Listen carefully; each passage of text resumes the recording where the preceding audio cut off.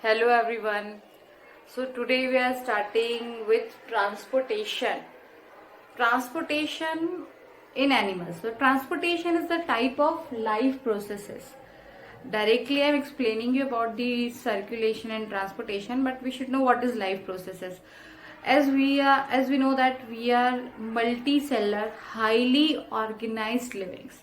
So our body is very complex.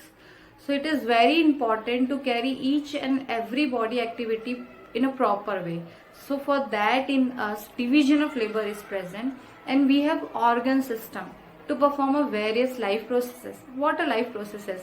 Life processes are required to maintain the body, like when we are eating food, so it gives us energy. So it is the type of life process which is called as digestion. When the things are transported from the intestine to the cell, or when the nutrients after digestion they are transported to the entire body, so that is called as assimilation, which is done by the transportation. So that is also important, how the cell will get their nutrients for their growth. Then after the nutrient will reach to the cells, so the cells will metabolize them according to their needs. So it can be catabolized or anabolized. So we can break them or we can synthesize them. So after that, as a result, we get so many substances which are needed to remove from the body. So that is done by excretory system. So in that way, we have different life processes inside a body to maintain our internal environment constant. That way we are having various life processes to maintain our body, because we are multicellular. So when we see transportation, so transportation is the type of life process in which we transport the things from one place to the another place. And when we want to transfer any substance from any part of the body to the other part of the body, that is done by circulatory system. So transportation, in general, transportation means when you want to go from one place to the another place, that is transportation. So we can commute by using vehicle or by walk, in any way we can go. So in the same way, things which are present in one organ of the body and they are needed to transported to the another organs, for that we need circulatory system. So when we talk about the human body, transportation is done by circulatory system. For transportation we are having circulatory system.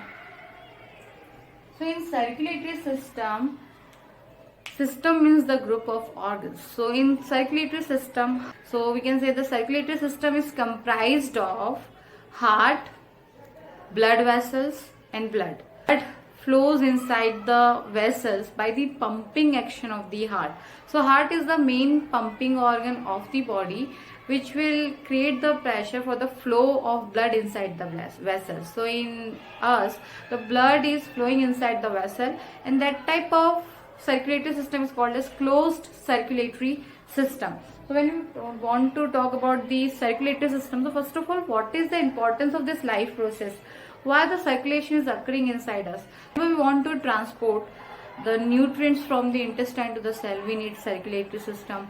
Whenever we want to remove the excretory material from one cell and we want to transport that excretory material to the kidney, means we can say excretion, it is also done by circulatory system.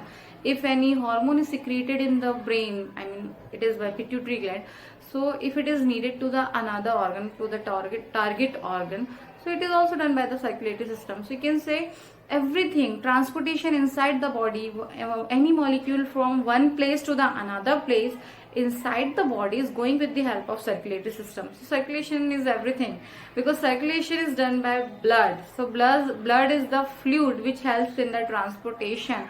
So blood, heart and blood vessels, collectively they are going to do the transportation and circulation. When we want to cover the transportation, so we'll have to discuss heart, blood and blood vessel. What is blood, what is the composition of blood, what is heart, and how the blood vessels are helping in the transportation. Thank you.